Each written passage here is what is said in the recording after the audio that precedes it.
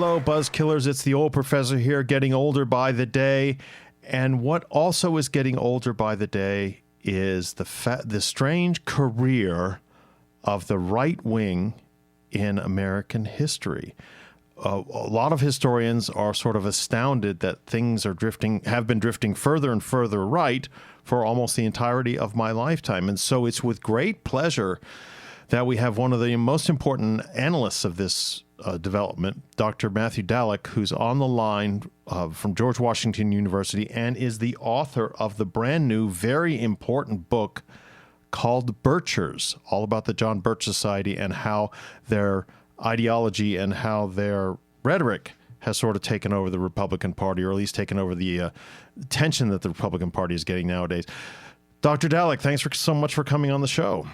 Thank you so much for having me. It really is amazing to so many people. And, you know, before we hit the record button, we talked about how what your analysis and your explanation of how things happen is now being talked about on popular media, which is, if I may borrow your subtitle, How the John Birch Society Radicalized the American Right. And yet, the more you dig into it, meaning the more one reads your book, the more you realize how true it is and how true it is in detail. And in, you know, all this archival evidence is all there. It's astounding. It sort of gets more true the more you analyze it, rather than, you know, more complicated and less true. Sorry, that was an odd question, but your book is a real eye opener. Well, thank you so much, and it's I'm glad to hear that it resonates. You know, I tried to write a book that was both historical and contemporary. And I tried to, you know, without being too presentist, right? And I tried to trace some of the ideas and tensions dating back in the Republican Party and the conservative movement. And the Birchers, the John Birch Society, seemed as good a group as any to do that, and to really take their ideas seriously. Yeah. And, you know, of course, there's always the risk as a historian of saying, aha, you know, what's happening now can totally be explained by what happened 60 years ago, and it's a perfectly straight line. And the way I try to avoid that trap is by saying, look, you know, the Birchers and then the successors that they spawned and inspired, that they were pretty fringe back in the day. They were not, in many respects, in many fundamental respects, they were not part of the political mainstream. And then I tried to explain in the last chapters what I see as this strange journey in which the fringe is part of conservatism, but really at odds with a lot of mainstream conservatives, but keeps the Birch ideas alive through the decades and eventually engulfs the Republican Party in the 2010s. But, you know, as I say in the book, it was not inevitable. It was a halting project. And I think you see the tensions still today. Well, let's take Buzzkillers back, because we've mentioned the Birch Society on other shows. We've analyzed the right on other shows, and we've analyzed the left on other shows. But first of all, people seem not to know who John Birch himself was, and then why he became the name of the society, which is a fascinating story in itself. So anyway, who was John Birch? John Birch was an evangelist turned basically warrior, an intelligence officer, who at the very end of World War II was killed by Chinese communist forces. And the reason that Robert Welch and Birch Society founders and others found him and kind of found an inspiration in him, well, first of all, Robert Welch wrote a book about him, but basically Welch and others said that he was the first victim of this communist conspiracy, right? That the communists murdered him at the start of World War III, just as World War II ended. And this was the Third World War. And not only that this murder, this atrocity committed by communists was covered up, essentially, by the State Department and others who were allied in the United States with this conspiracy. And Senator William Noland, very right-wing senator from California, was a real fan of John Birch and helped Robert Welch get into Birch files. And so it was really Robert Welch who kind of popularized Birch, turned him into this martyr, essentially, Mm. and gave him much of his importance and named the society after him. By the way, with the blessing of John Birch's parents. Yes, although I think in later years, his parents sort of tried to distance themselves from that, right? They might have. I mean, I don't get into this in the book. They might have done that, but I think initially they were on board. Well, okay, that's who John Birch was, but it always still surprises me how people at the time found him. I'm sure lots of people were killed in that part of the war. Then who was Robert Welch? So Robert Welch was from North Carolina, a very brilliant person by other accounts and his own accounts as a young person. I think he graduated college at the age of 16 or 17. And he went to the U.S. Naval Academy, went to Harvard Law School. He dropped out of both, and he basically went into the candy business. And he was a salesman. I mean, he became a vice president in charge of sales for his brother's candy company named Welch after his brother. And Welch sold sugar, I think they're called sugar daddies, and other candies that were very popular at the time in the 1940s and 50s, and became very successful. And as in part a result of that business success, I wouldn't say he entered politics. I mean, he ran for lieutenant governor of Massachusetts once, and he lost. But he joined the board of the National Association of Manufacturers. He wrote extensively. He wrote books, including a book about basically the art of the sale, the road to salesmanship. And he became a very prominent hard right anti-communist in the 1950s, and saw conspiracies, started and wrote this book, The Life of John Birch, another book, May God Forgive Us. And a lot of other wealthy businessmen responded to him in the 50s and encouraged him, and he built up a kind of following among these elite business folks. You call these people, when they start to coalesce together, prompted by Welch, you call them God's angry men in the very first chapter of the book. How, and I found, by the way, the story of how the first meetings happened in Indianapolis, first meeting happened in Indianapolis, fascinating. Welch invites all these people in, but there's this sort of paranoia for a conferencey type thing. It's a sort of paranoia. Please check into individual hotels and let's not be seen together, as if, I don't know, the Eisenhower government is out watching them or Truman's watching them or something. How did all that happen? It seems to be very, very paranoid and very, very ideologically strict from the start. Yeah, well, it's interesting. So the Birch Society was founded in December 1958 at this very hush-hush meeting in Indianapolis. The phrase God's angry men was not mine. That was what Welch called them. He also called them, he called them A1 men, men of the utmost integrity. And I think he invited 17 white, almost all wealthy, mostly businessmen, but not all. And I believe 11 accepted his invitation. And he basically said, look, the issues I want to discuss are so important that I really can't put them on paper. We need to meet. And, I want you all to separate when you get to Indianapolis. I don't want you to coordinate your hotel.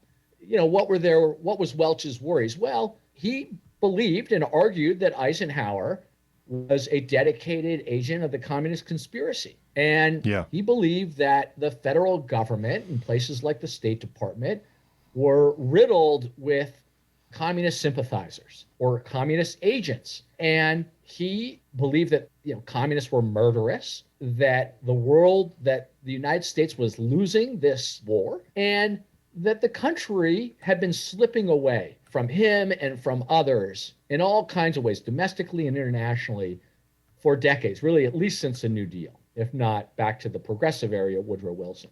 And so there was, I'm very careful in the book not to use the word paranoid because of its associations, right, with Richard Hofstadter and political psychology, but his worldview and the worldview of others, although Welch was more pronounced with him, enabled him to see dark shadows in all sorts of places and in all sorts of ways that, of course, were not rooted in fact And in reality, I mean, Dwight Eisenhower was a decorated, of course, hero of World War II. But that captured the kind of tone and his approach to politics in the world that suffused his writings throughout the history of the Birch Society. But do they see Eisenhower as being, do they, shunt him so far to the left because he's sort of like the moderate choice over Robert Taft? I sometimes wonder if Taft had been the nominee and maybe if Taft had been elected president in 1952, organizations like the Birch Society might not have arisen. I mean, was there any sense or is there any evidence that people say, well, look, nothing's happening right because we have all these middle-of-the-road people, soft middle-of-the-road people, or left-wingers taking over.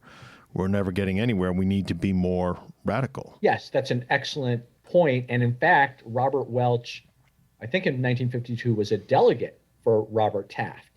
And he believed that after Eisenhower won the nomination, that this was the dirtiest deal in the history of American politics.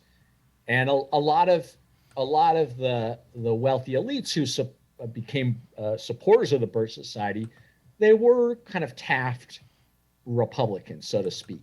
And I think that, your point, your counterfactual, right, is an interesting one. If Taft had won, would it have sucked some of the energy out of these more radical and even conspiratorial anti-communists?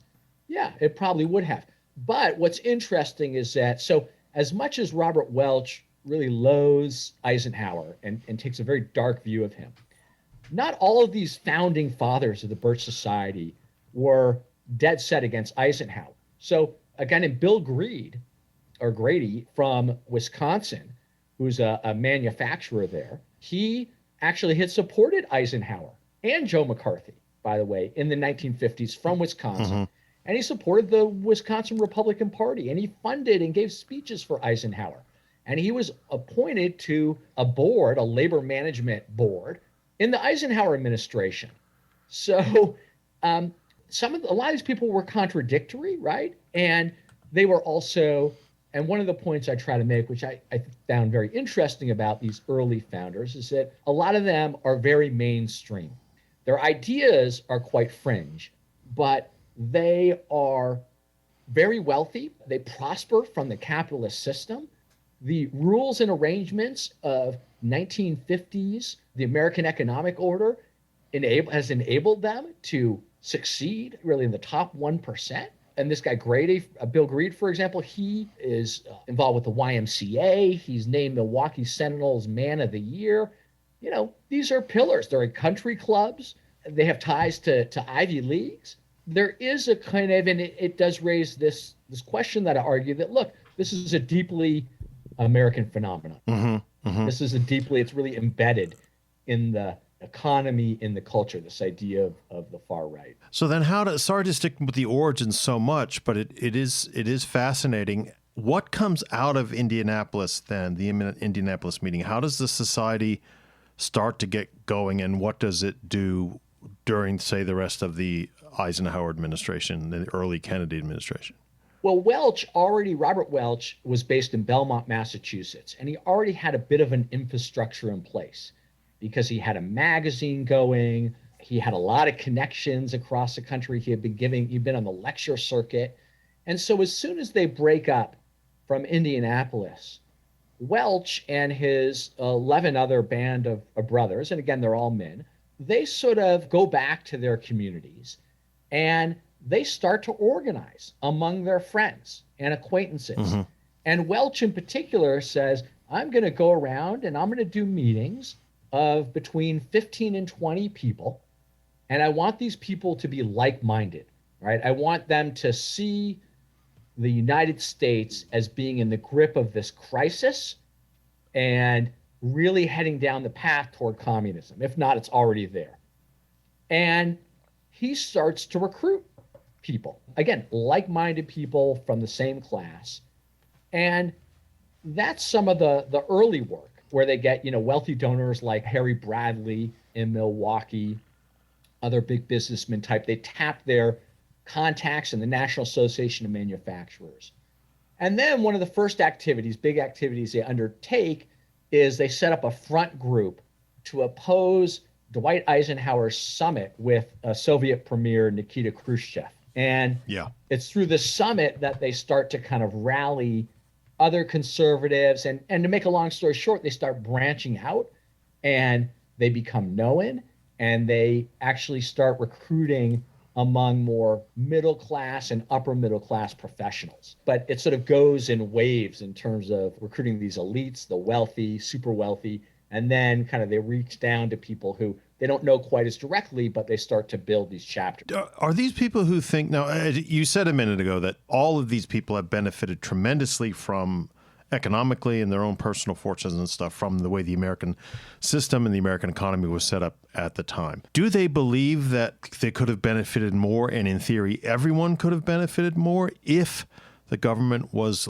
in their mind anyway, less trending towards communism or more libertarian or anything like? Do they have this sort of Goldwater idea early on that there's a boundless energy available and the only thing holding us back is a government? Yeah, I mean, I think that they view one of the original sins as the New Deal, and that the idea that the federal government is going to tell individuals, because look, they had a very distinct definition of freedom.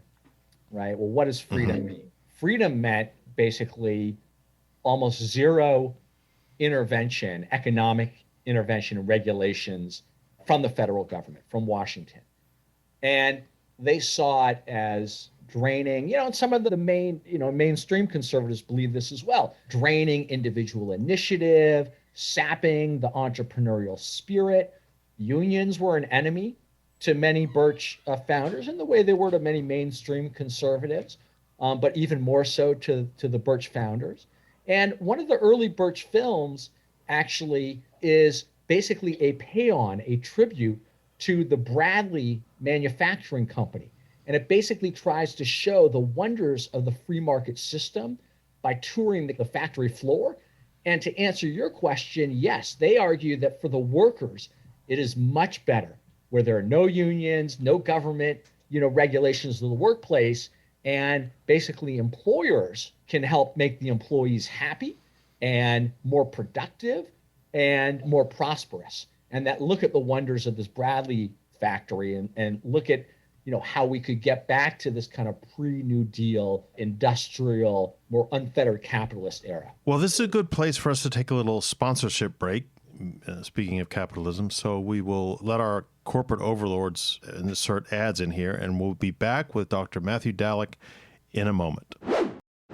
All right, Buzzkillers, we are back with Dr. Matthew Dallek talking about his new book on the John Birch Society. Professor, before we left, you had explained the origins of the society with Robert Welch, the way in which it developed, the sort of things that it looked to try to improve what thought of as the problems in American life and to make America more of it in its own image, so to speak. How does it then develop in the 60s and 70s? This is leading up to perhaps the greatest quote in your whole book, but we'll get to that in a minute. I want to tease Buzzkillers with this. How does it develop and become broader and attract more people? As I was saying a moment ago, Robert Welch and his well-to-do allies were really savvy salespeople. And they were able to sell the society as the only direct action anti-communist group concern really going in the country. So if you were tired, right, and fed up with just reading a magazine, right, and not doing anything, well, you had an answer, because the Birch Society could form 20-person chapters, and you could take concrete, very discrete actions targeting the enemy in your community. And that really spoke to a lot of people, especially a lot of kind of well-to-do, upper middle class, educated, white, professional suburbanites, change-fearing, who had some leisure time as well and felt like, the communists are making inroads, or whoever they are, right? This communist, liberal, leftist movement, they're making inroads, and we need to stop it at the library, at our school boards, at the movie theater, in the culture. And then I would also say, really, the books and the Birch Society's magazines. Yeah. I mean, these are really critical because they, through American Opinion and the Birch Society Monthly Bulletin and the books that they recommend and the bookstores that they set up, all of these things provide a sense of community, right? A kind of really a political culture where people feel like they are, rebelling against the dominant trends in a liberal or socialistic country. And they reach a lot of people with that. And, in some of these books, like None Dare Call It a Treason, and None Dare Call It Conspiracy, they sell many millions of copies. So, and look, just to give the number, the best estimate is that, the Birch Society at its peak in the kind of 1964-65 period had between 60 and 100,000 members. Yeah. But that, as I argue in the book, having these committed activists on the ground, that passion and energy can be a kind of superpower for a political movement in a way that it's hard for just ordinary voters to counter. How does the rest of the right side of American politics react to the society and what it's doing? I mean, after all, as we've talked about, the Eisenhower wing has dominated the 50s. Gradually in the early 60s, the Goldwater wing starts to take over. But is it very effective on the ground in Republican politics? What I argue is that it's really most effective in 1964 in helping Goldwater win the nomination. And Right. that, in a way, for not just the Birch Society, but really for the radicals within the conservative movement, the kind of fringe, that's really the height of their power. And that actually their power politically and electorally starts to recede after that. Buzzkillers, by the way, should know that we should remind Buzzkillers that Barry Goldwater runs for president in 1964, but is walloped by LBJ in one of the biggest landslides ever. And then the LBJ News Society sort of takes over. That's an oversimplification, but. Well, so, and yes, and no, exactly. And for many decades, a lot of supporters really of William Buckley, the famous editor of National Review, have argued that, well, Buckley did a great job of excommunicating the Birch Society because Buckley wrote some editorials criticizing Robert Welch and criticizing this movement. But in the past decade, a lot of historians have said, well, actually, Buckley never really set those kinds of boundaries. He tried to purge Welch, but not the rank and file Birchers.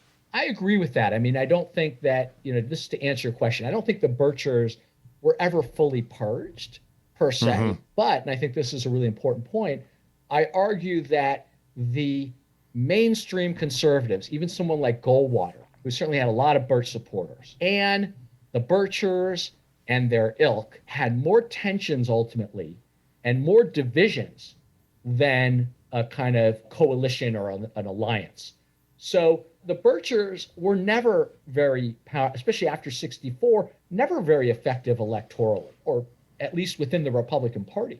There were a couple members of Congress. There were, a handful of members in state legislatures. They were sometimes on the ground supporting Republican candidates, but a lot of them also flirt with third-party candidates. And I think you really next see them flex their muscle in George Wallace's third-party independent run, the American Independence Party in 1968, where he gets 13% of the vote. The Birchers really loved Wallace, responded to him. So they kind of have this intermittent and somewhat, but, and then I'll wrap up with this point, which is that I think it was in 1965, Gerald Ford and Everett Dirksen, the Republican leaders in Congress, they basically do a press conference where they denounce Birch Society, they denounce extremism, they say it is at odds with the Republican Party and conservative values. And, Nixon Nixon and the Birchers kind of hate each other throughout. And I get into this later on, but so I argue that there is some influence, but it's we don't want to overdo it in terms of, it's tempting to lump together the Birchers with the mainstream conservatives in light of where they ended up.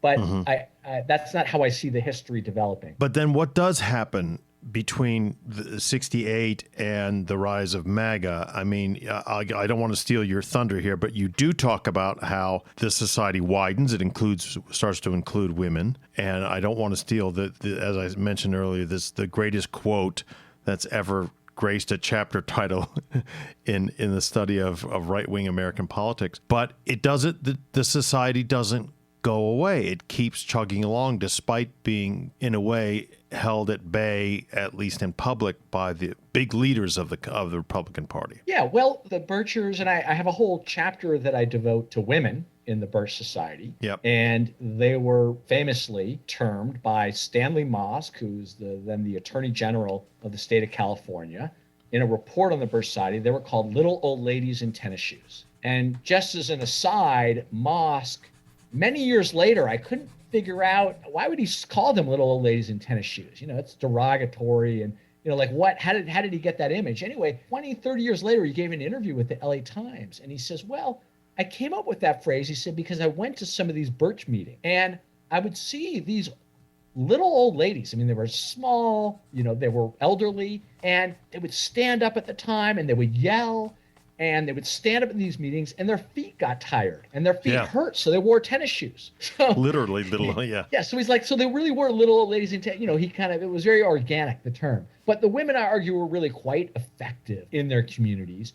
And, the Birchers, what they're effective at really is operating at the local level, taking over school boards, harassing teachers and principals, drawing kind of attention to issues like sex education that they think are, communistic teachings. And they're pretty effective at pushing those kinds of early culture wars within their community. In terms of, the Birch Society really kind of by the early 1970s. So the Birch Society still exists, and it existed in the early 70s. It still exists today, right? It never folded. But as an organization, it really starts to fade around the time of, kind of Nixon's second term, Watergate. And, got a ton of attention in the 1960s. Bob Dylan devoted a song to the Birchers. George Carlin, the comedian, did a bit about the Birch Society. It was sort of a household name, the symbol of far-right excess. But it fades as an organization. But what I argue is that it bequeathed to a variety of successors through the decades, culture warriors, isolationists, more explicit kind of far-right racists or more explicit racism, and a more apocalyptic and kind of violent mode of politics.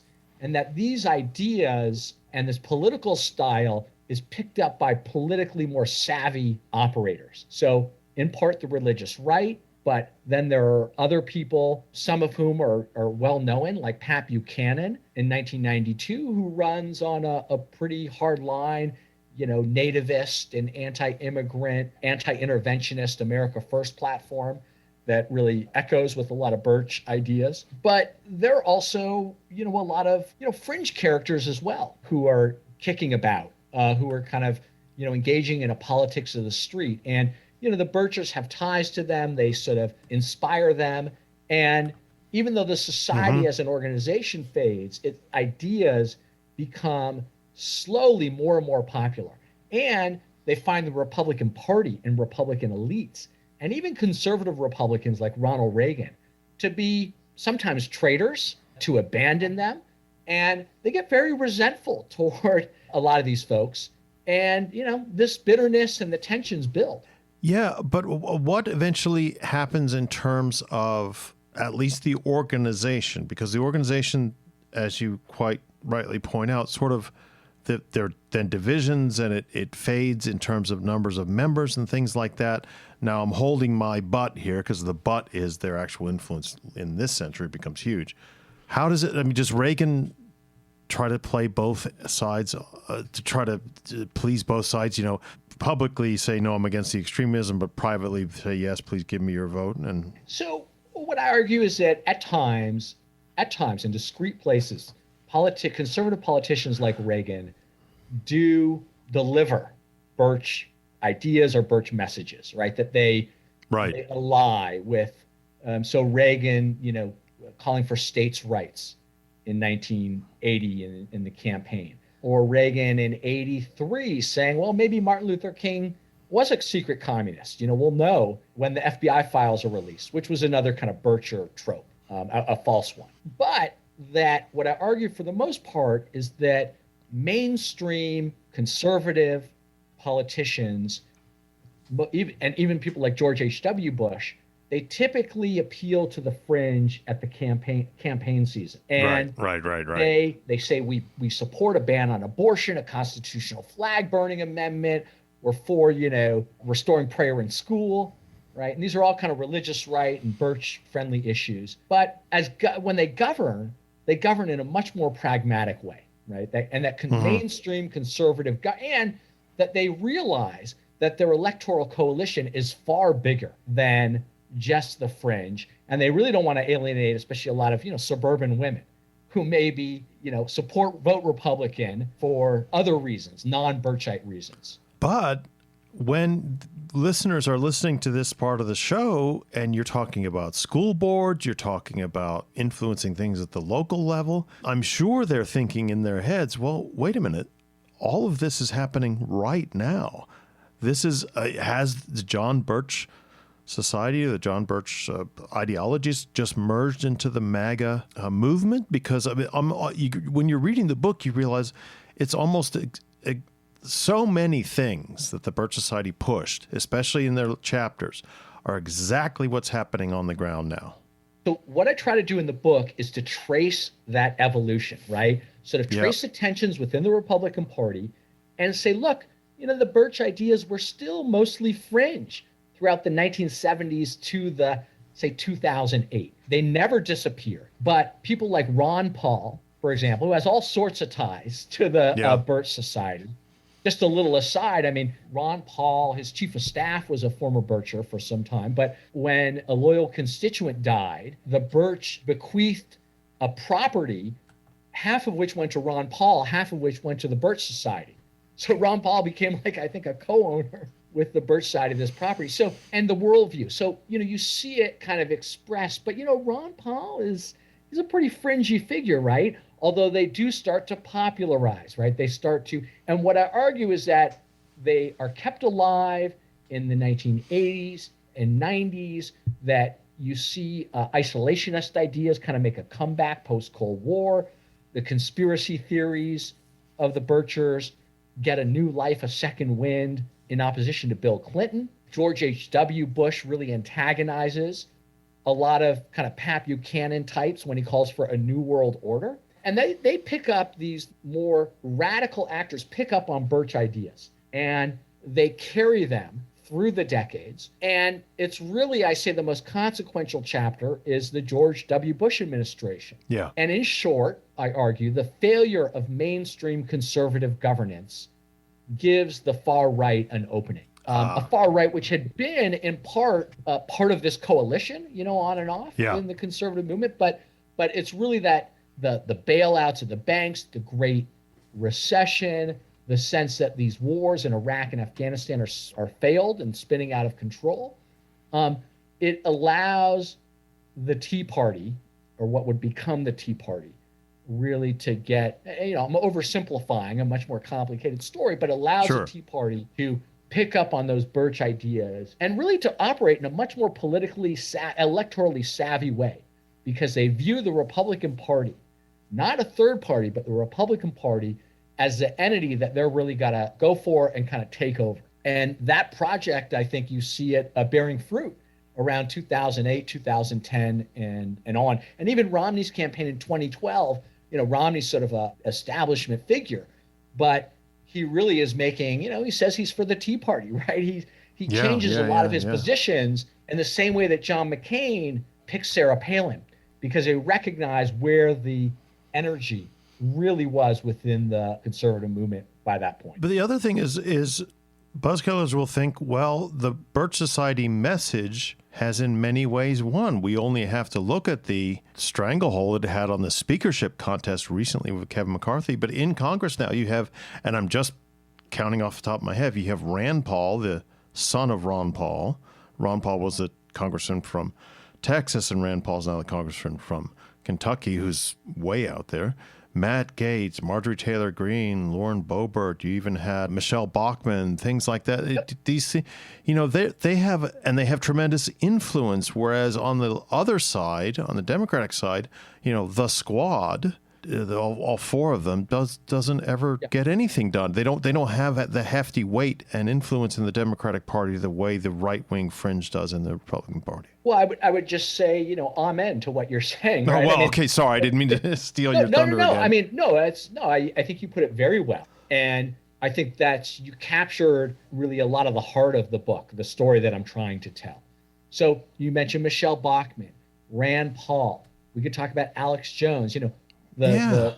All these people have direct or indirect ties to the Birch Society. Alex Jones is inspired by one of the classic Birch books, sort of how he gets, in part his worldview, which he found on his father's shelf. So you see, even in 2010 and 2012, people like Rand Paul being influenced by Birch ideas, by the descendants of those ideas, and imbibing them.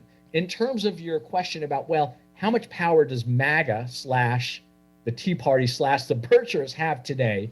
They really are in the center of the Republican Party right now. Yeah. Having said that, I think we do have to be a little careful because they're not, the Republican Party is still a very fractious place post-Trump's presidency. And there are people out there like, Mitch McConnell or maybe John Cornyn, in the Senate, who look at the bloodbath that Republican Senate candidates endured in 2022, who look at Trump's, re-election campaign in 2020 and say, MAGA is not the way to win in these purple states, even though that's where the energy is, that's where a lot of the money is. But boy, election denialism is a loser. I mean, look at this guy Mastriano in Pennsylvania, right? Who was the Trump MAGA nominee, election denier. I think he was around the Capitol on January 6th. That guy got clobbered by his Democratic opponent. I think it was like 13 points. In Pennsylvania, in a midterm year, this should have been very good for Republicans. Again, I can't make any predictions, of course, because who knows. But to say, yes, I think that they have I have a chapter toward the end of my book called Takeover. Mm-hmm. And I think that's apt. But there are still now, these establishment figures in many ways are still kind of are now dissidents within the Republican Party, but a substantial form of dissent. Well, Professor, it's just amazing what's in this book. And Buzzkillers, I encourage you to read it. It's on the Buzzkill bookshelf. And I especially encourage you to read it because we've only skimmed over the surface level of what's in the chapters. You go into great detail and explain the development of these things very clearly and backing it up with tremendous amounts of evidence. And it's really and getting in the weeds in a good way, in the good sense of that phrase. And that is what's so gripping about the book. It just draws you in, and you can really you really do see how these things become so effective. You see why Alex Jones becomes so unbelievably popular. You can sort of, again, you have to be careful tracing these things and making strong connections, but all the way back to the direct mail campaigns of the Birch Society. It's absolutely, this phrase I overuse all the time, but it is genuinely absolutely fascinating. So it just remains for me to say thank you so much for coming on the show. We hope you'll come on again and maybe do one of our Man Crush Monday or Woman Crush Wednesday shows if you're free. But let me ask you before we go, what are you working on now? Well, first of all, let me just thank you. I mean, it's a great show. I love, thanks. Being on here, and I'm happy to come on anytime you just say the word. In terms of what I'm working on now, I got to try to promote the book and try to sell it, but I do have a couple ideas. I'm not sure how ready they are for prime time. Okay. But the question is whether I want to do another book about the far right. Yeah. And I don't know the answer to that because, it's fairly dark material. Mm-hmm. A lot of the material in my book Birchers is pretty dark stuff. Oh yeah. and the language is pretty bleak too and pretty apocalyptic. But it's also, I think, an important and fascinating subject to me. So that's one of the things that I'm just wrestling with. Yeah. Well, it is a difficult thing. It's so important that people talk about this and analyze it. But it must be, in many ways, extremely depressing to it's like studying the Nazis, that you do need to know it, but it is very, very stark and bleak. I like to joke that what's happening now is good for my book, bad for the country. Yes, well, that's absolutely right. But we want people to read the book because they will understand how bad it is for the country. And it is not just now anymore a complete fringe. At any time things could take over. This is, again, what happened in the 20s and 30s in Germany. Anyway, sorry to go on for so long. But so thanks again for coming on the show. Thank you so much for having me. It was great to be here. And Buzzkillers, we will talk to all of you next week.